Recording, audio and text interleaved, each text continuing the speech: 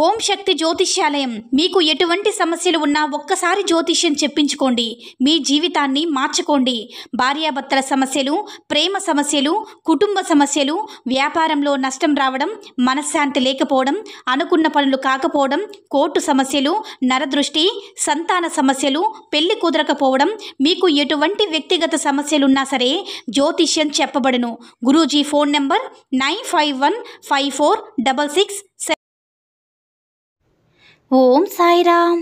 సమర్థ సద్గురు సాయినాథ్ మహారాజ్ కీ జై. సాయిబాబా భక్తులందరూ కూడా నమస్కారం అండి.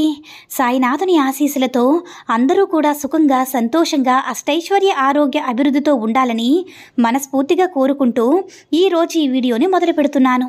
ఈరోజు వీడియో ఏంటంటే, తల్లి నీకోసమే ఆలోచించి అవకాశాన్ని ఇస్తున్నాను, కంటపడిన వెంటనే చూడు, అశ్రద్ధ చూపిస్తే నీ కర్మ బిడ్డ అని మన బాబాగారైతే ఈరోజు మనకి అద్భుతమైనటువంటి సందేశం అయితే మనకు అందించారండి. మరి మనకి బాబాగారు ఈరోజు ఎలాంటి సందేశం అందించాలనుకుంటున్నారో ఆయన మాటల ద్వారానే విందాము. ఆయన మాటలు వినే ముందుగా ఈ వీడియో కనుక నచ్చినట్లయితే లైక్ చేసి షేర్ చేయండి. మరిన్ని వీడియోస్ కోసం మన ఛానల్ని సబ్స్క్రైబ్ చేసుకుని మాకు మరింతగా సపోర్ట్ చేయండి. బిడ్డ, నీకంటూ ఒక లక్ష్యం ఉంది కదా, దానికోసం నువ్వు కృషి చేస్తే ఇంతగా కష్టపడుతున్నావు. ఇప్పుడు ఏమైంది తల్లి? నీ లక్ష్యాన్ని ఎందుకు వదిలేసుకుంటున్నావు? ఈ సమయంలో నువ్వు ఇంకాస్త కష్టపడాలి, కానీ నువ్వు అనుకున్న లక్ష్యాన్ని నువ్వు వెంటనే చేరుకోలేకపోతున్నావని నీ పనిని ఆపేస్తావా చెప్పు? నువ్వు మొదలు పెట్టగానే అంటే వెంటనే నీకు విజయం వస్తుందని నువ్వు ఎలా అనుకుంటున్నావు బిడ్డ? ఆ విజయం నీ దగ్గరికి రావడానికి కాస్తైనా సమయం పడుతుంది కదా. ఇప్పుడు నీకు వచ్చే కొంచెం ఆదాయమే రేపు ఒక మంచి వృద్ధిలోకి వెళ్ళేలా చేస్తుంది.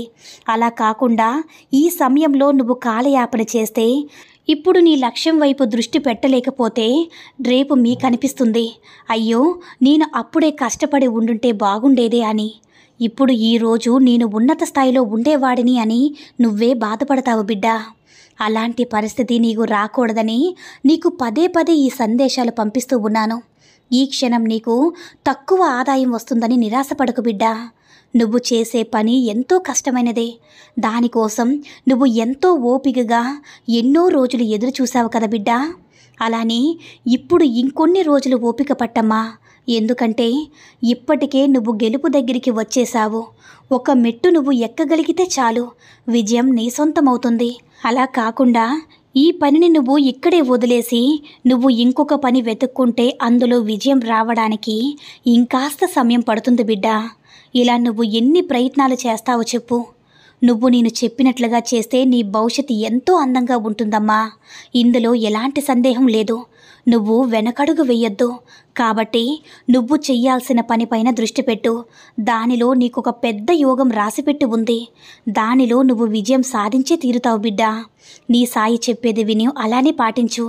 అదే నీకు శ్రేయస్కరం. నీకు ఎదురైన పరిస్థితుల వలన నీ మనసు పూర్తిగా మారిపోయింది. అలానే నీ ఆలోచన విధానం కూడా మారిపోయింది బిడ్డ. నువ్వు చేసే పని తప్ప నువ్వు తెలుసుకోలేని అమాయక స్థితిలో నువ్వు ఉండిపోయావు బిడ్డ.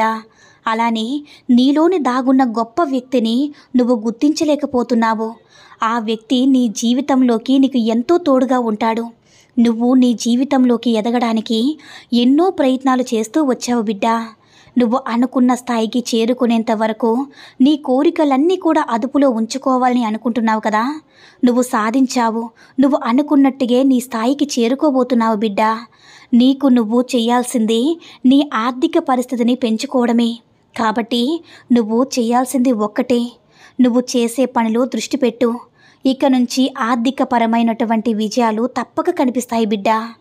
నువ్వు ఎలా అయితే జీవించాలని అనుకుంటున్నావో అలానే నువ్వు జీవించగలుగుతావు. నీలో ఉన్న ఒక మంచి లక్షణం ఏమిటో తెలుసా తల్లి? నీ కళ్ళకు నచ్చినవన్నీ కావాలి అనుకున్నా కానీ దానితో నీకు ఎంత అవసరం ఉందో, ఎంతవరకు లాభం ఉందో అని నీ మనసును నువ్వే అదుపులో పెట్టుకుంటావు.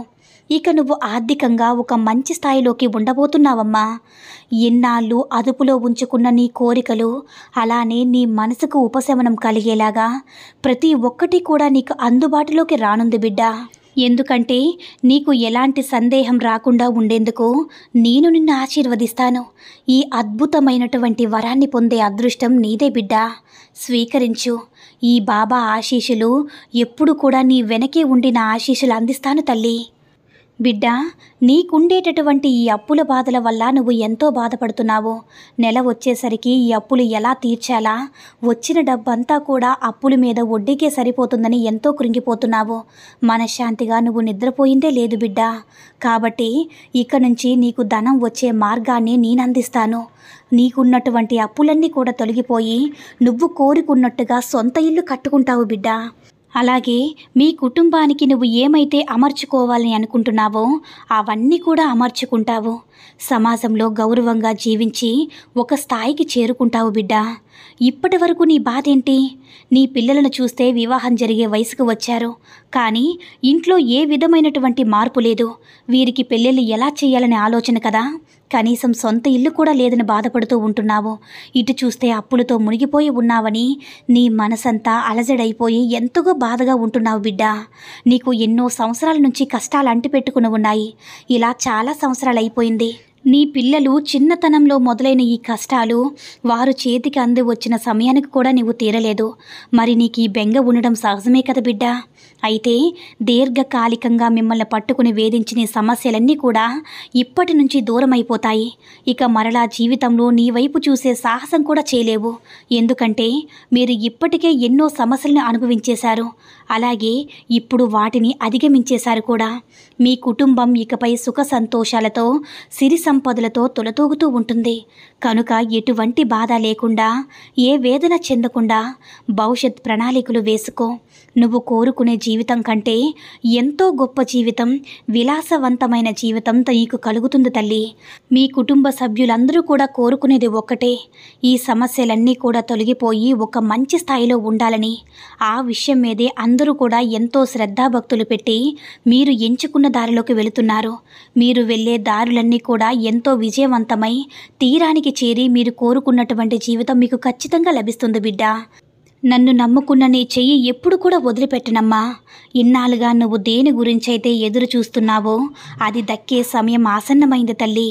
నీకు రావలసినటువంటివి తప్పకుండా వస్తాయి. నీ దరికి వచ్చేలా చేరుతుంది. నీకు రాసి పెట్టి లేనిది నువ్వు ఎంత ప్రయత్నించినా కూడా అది నీకు దక్కదమ్మా. నువ్వు ఎంతో ఉన్నతంగా నీ కుటుంబంతో సంతోషంగా ఆయురారోగ్య ఐశ్వర్యాలతో ఉండాలని నా ఆశీస్సులు ఎప్పుడు కూడా తెలుపుతూ ఉంటున్నానని నీకు మాట ఇస్తున్నాను బిడ్డ అని మన బాబాగారైతే ఈరోజు మనకి అద్భుతమైనటువంటి సందేశం అయితే మనకు అందించారండి. సాయి మహిమల ద్వారా వచ్చిన ఈ సందేశం మీ అందరికీ కూడా నచ్చిందని అనుకుంటున్నాను.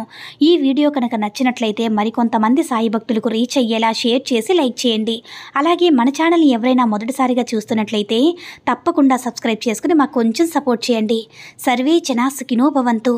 జై సాయిరామ్.